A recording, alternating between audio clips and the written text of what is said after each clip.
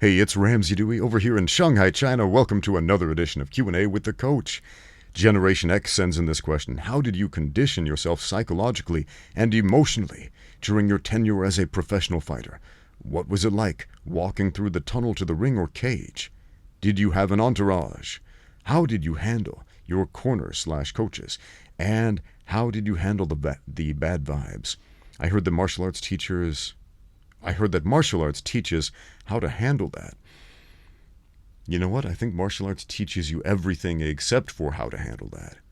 At the gym, you learn physical conditioning, you learn physical combat skills, you learn physical combat strategies, game plans, things like that. But it is very, very rare for athletes to learn the psychological, incidental variables that come up during a fight, like how you're going to feel walking into a fight, what it's going to be like with some people standing next to the cage going, "Boo, you're a bum. If I was in there, I'd just punch him in the face. What are you thinking, you bum?" Yeah, people say things like that. And people calling out stupid advice like, "Knees, knees," every time you clinch, even though throwing a knee would disrupt your balance, and what you really need to do is set up a takedown from that position. But, yeah, man, it is very uncommon for anybody to teach that stuff in a martial arts class or gym type of setting. How did I condition myself psychologically and emotionally as a professional fighter? I don't think I really did, to be honest. I did everything wrong. I made every mistake in my tenure as a professional fighter. I fought in kickboxing and other ring sports, Muay Thai, Sanda, K1. I fought in mixed martial arts for quite some time, and again, I made every mistake. So what was it? Let's go through these one by one. What was it like walking through the tunnel to the ring or cage? The very first time I had a professional fight, it was a kickboxing match. It was weird. I went straight from Taekwondo experience, Taekwondo competition, to professional kickboxing, American kickboxing rules. And this was the first time in my life I had put on a pair of boxing gloves. As I was walking to the ring for my first professional kickboxing match. And you might think, well, that's kind of dumb. Yeah, that was kind of dumb. It was my first time fighting shirtless in a pair of shorts, as opposed to fighting in a uniform, in a dobok or in a gi. And that was strange. And all of these, I was experiencing all of these feelings like, man, are people looking at me? People are looking at me. People are staring at me. Oh man, is my chest too hairy? Do they think that's weird? It made me painfully aware of how incredibly focused I was on all the wrong things. I looked out, I saw this attractive, tall female photographer snapping pictures, and I remember thinking, wow, she's cute. No, I can't be thinking about that. I'm on my way to fight in the ring. What the heck is going on here? And I saw some people cheering and some people booing, and I was like, they don't even know me. How are they making these judgments? All of these feelings and emotions, these very powerful feelings and emotions coming very quickly. I get to the ring and they motion for me to get in, and I'm like, how do I get in a boxing ring? This is the first time I got into a boxing ring in my life, my first professional kickboxing match, because all of the matches in Taekwondo are on an open mat. So how did that feel? I was like, I don't know, what do I do? So I climb up onto the ring and I roll under the ropes, and people start laughing like, what the heck was that? And I looked back and realized the ring girls were holding the ropes open so I could have stepped through. And I was like, okay, well, that was weird. I hope people don't remember that too much. I was focusing so much on what people thought of all of these incidental things that don't matter, that you can't train for in the gym. But I was focusing on these things, and they were a severe distraction in that first fight. I was focusing so much on these things everybody in that arena forgot about, except for me. And that's the wrong thing to focus on. Now, I got better over time, of course. A number of years later, I had a pretty good coach, very aggressive coach, who was giving me some advice about how to channel everything out, channel all that crap out that doesn't matter. Stop focusing on me, me, me, me, me. And just get out there with some bad intentions and hurt another human being. Because if you're going into a fight with anything else on your mind, except for the job at hand, which ultimately is using violent action with bad intentions to hurt another human being, then you are in the wrong place. So, what else? What's it like walking through the tunnel, the ring, or the cage? Walking through the tunnel to that cage. It depends, man. It depends. When I started fighting in China, the production value for these shows was pretty crazy sometimes. Like, there were pyrotechnics, there were like flamethrowers shooting flames 20 feet up in the air, and dancers and spectacles and all this crazy stuff going on sometimes. And that was kind of shocking because I felt like, back in the States I used to fight in like clubs and bars and stuff like that. Not bar fights, but because I don't even drink, man. But they would have the professional fights, kickboxing matches and MMA fights set up in these local clubs. They'd set the ring or the cage in the middle, and the patrons of the club would stand around and watch. That was a pretty common thing. Even for like world kickboxing championships back in the U.S., that was a pretty common thing.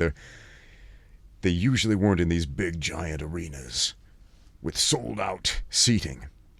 But in China, man, they had these 30,000 seat arenas. I remember the first time I fought in China. It was a huge arena, like 30,000 people there. And I look out and I'm like, holy crap, this is a lot of people. This is a lot more than the, 300 standing room only in a downtown club in Salt Lake City, Utah, or somewhere over there in the U.S. So that was pretty shocking.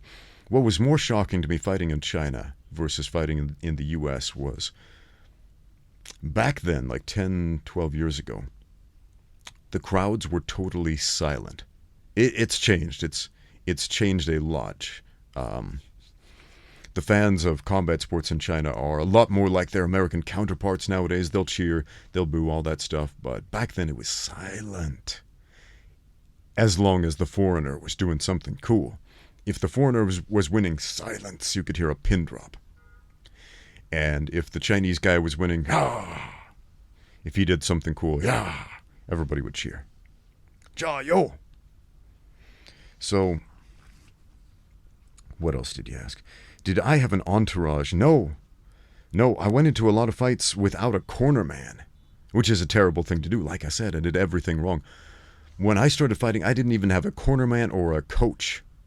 I didn't think that stuff mattered. I didn't think it was important. It totally is, mind you, but I didn't understand why it is important to have a team behind you when I started. But later on in my career, when I did have a corner man or a couple of corner men come, then most of my fights it was one or two guys, one or two cornermen who would come with me. And a lot of what happens at the venue is play the hurry up and wait game. You sit backstage, or sometimes you don't have a good place to warm up. A lot of those times, like in those clubs back in the U.S. I remember this one I fought at a few times. The warm-up area for the fighters was this flooded basement. It was flooded and it was filthy, and there were like red bloody rags on the ground that nobody ever cleaned up. I'd come back like 3 months later to fight again. They would still be there. It was gross, man. Another one, it was like the fighters would warm up in this tiny crowded hallway behind the main room with the cage in it. And yeah, it really wasn't until I started fighting in China that I saw like a decent warm-up area for the fighters, where the fighters had a dedicated warm-up room or even a locker room, or put some mats on the ground for the fighters to warm up on, brought some pads backstage. Yeah, man, totally different experience there. So no, I didn't really have an entourage. How did you handle your corner or coaches? How did I handle them? When you have a cornerman or a coach that you trust, you listen to him. You listen to him. And here's one thing that one of my coaches told me before a fight. He said, I am going to speak in a loud and calm voice. It's going to be the only calm voice in the room. Everything else is going to be static. Channel that out. Listen to my voice. Bring the fight toward my voice. Bring the fight to the corner so you can hear me. And that is wise advice that I have been implementing ever since. What else? How did you handle the bad vibes? You know, a lot of the bad vibes didn't actually come during competition. It came after and before. Because people get really, really critical of fighters. Whether you win, whether you lose, whether you're good, whether you suck, whether you're improving, whatever it is, they are going to be very, very critical of you because everybody thinks they know how to do it better. Especially the people who've never done it. And a lot of the negativity, especially now, comes online. When people are talking about your performances. Oh, that Ramsey Dewey, he's a bum. And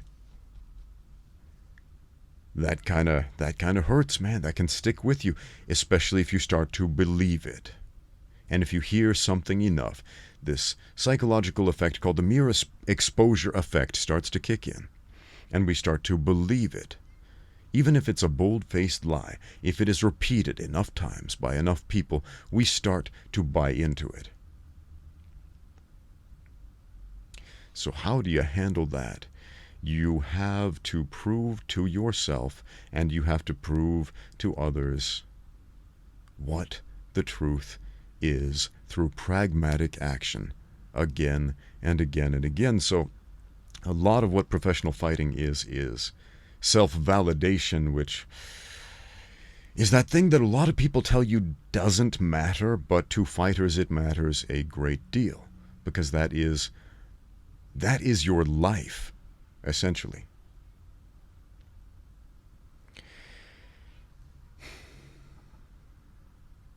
So thanks for the question, Generation X. Appreciate you writing. Thanks for watching. Now get out there and train.